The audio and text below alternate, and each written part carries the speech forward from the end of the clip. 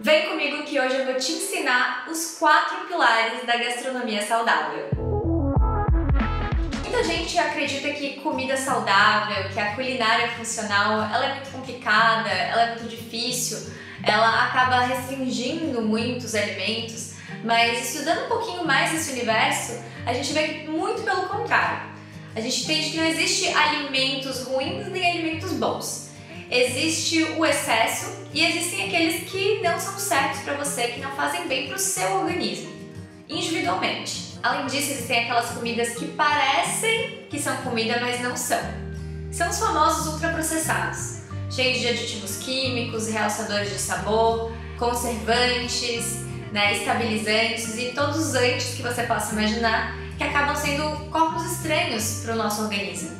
E isso acaba também sobrecarregando e gerando o que a gente já vê hoje em dia de forma muito comum, que são as restrições alimentares decorrentes de alergias, de intolerâncias.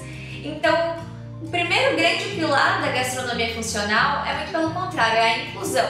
A gente faz receitas com alguns tipos de restrição para incluir o máximo de possibilidades, ou seja, incluir o máximo de pessoas, que todo mundo, absolutamente todo mundo pode comer. Quem tem algum tipo de restrição ou não, porque a comida é gostosa, é bonita, é deliciosa, mas ao mesmo tempo ela também é saudável, ela é possível para todos. Nesse ponto é muito importante que a gente prega a ideia da individualidade bioquímica, ou seja, entender realmente que nem o que sempre faz mal para alguém vai fazer bem para você e o contrário.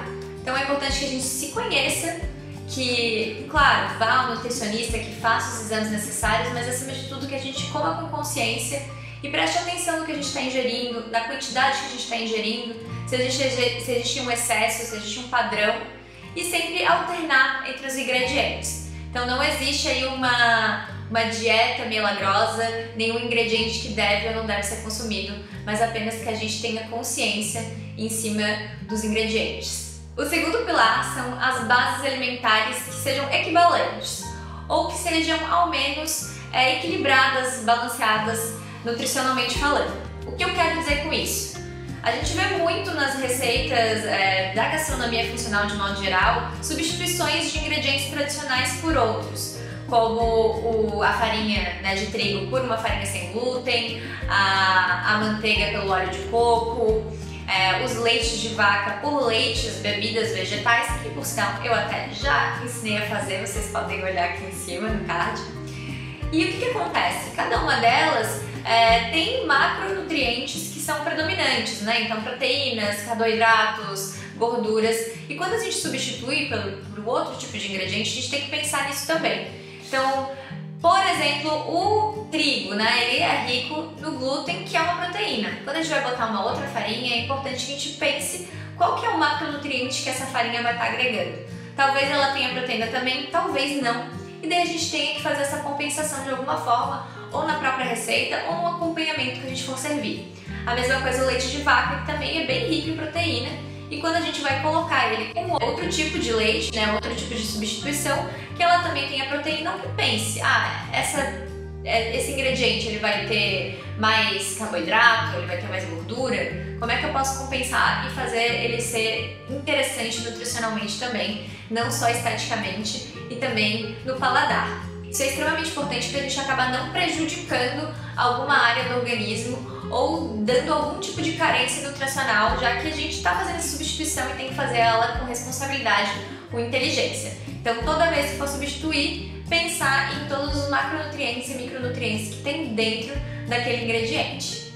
Se você está gostando desse vídeo, não deixa de se inscrever aqui no canal, de dar o like, de deixar seu comentário se você está gostando desse tema, outros que você gostaria de ver por aqui, ou até mesmo qualquer dúvida relacionada ao que eu estou conversando aqui. Estou bem aberta, vamos manter esse diálogo e vamos conversar. Como eu gosto de dizer, vamos manter uma amizade sincera. O terceiro pilar é aplicar técnicas dietéticas que extraiam o melhor dos ingredientes. Isso funciona tanto na combinação de alguns alimentos que tornam ou um ingrediente que era muito ruim menos prejudicial para a nossa saúde, ou também com técnicas para a gente conseguir preservar mais os nutrientes. Durante a cocção a gente acaba perdendo alguns nutrientes ou até ganhando a absorção de algum deles. Então, utilizando aí as práticas gastronômicas até conhecidas como a marinada, ou até mesmo picar ingredientes antes, ou rasgar, ou acrescentar eles no final da preparação ou no começo, isso tudo acaba influenciando em como aquele ingrediente vai ter o melhor do seu nutriente, ou de forma que ele não vai perder o que ele tem de bom. Então a gente utiliza essas práticas ao nosso favor. E o quarto e último pilar tem muito a ver com esse último terceiro, que é potencializar a biodisponibilidade dos ingredientes. Ou seja, a gente vai extrair o que eles têm de melhor. Não é só preservar ou torná-los menos piores, mas sim dar eles o suporte máximo, a forma mais possível e benéfica e incrível que eles tenham. Isso a gente vai desde pensar naquele ingrediente sendo ingrediente fresco, seja um ingrediente local, e da estação, então isso já é pensar na biodisponibilidade dele máxima, e também com as próprias técnicas, como eu falei antes, de unir às vezes ingredientes que separados não teriam tanto potencial. Um exemplo bem claro que eu gosto de utilizar é a cúrcuma, o açafrão da terra, que a gente sabe que é um super alimento, e ele tem a substância curcumina, que é muito interessante, mas infelizmente às vezes ela não é tão bem absorvida pelo nosso corpo. Então, se a gente utilizar algumas técnicas como calor e gordura, ela ajuda a ser melhor absorvida. A mesma coisa se a gente combinar a cúrcuma com a pimenta do reino, a pimenta preta.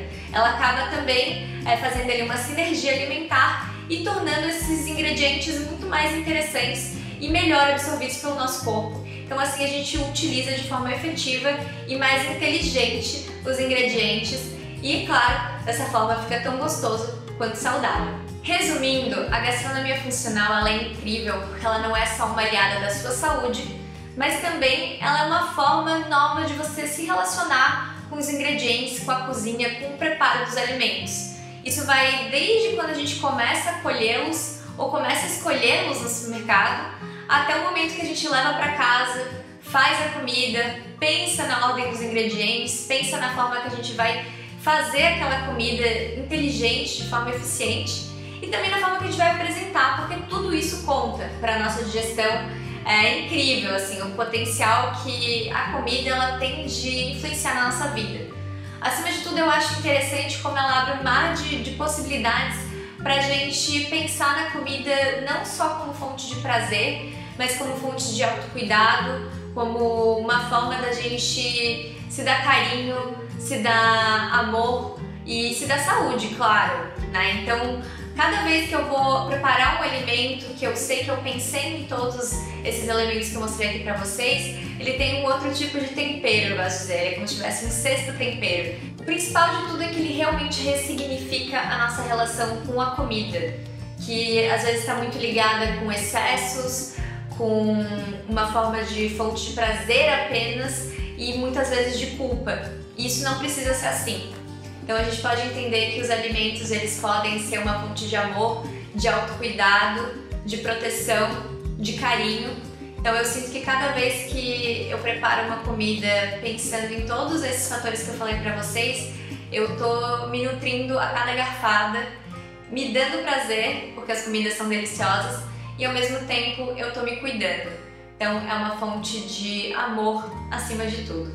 Espero que vocês tenham gostado desse vídeo, que consigam entender um pouquinho mais da gastronomia funcional e se apaixonem também pelo seu universo como eu me apaixonei.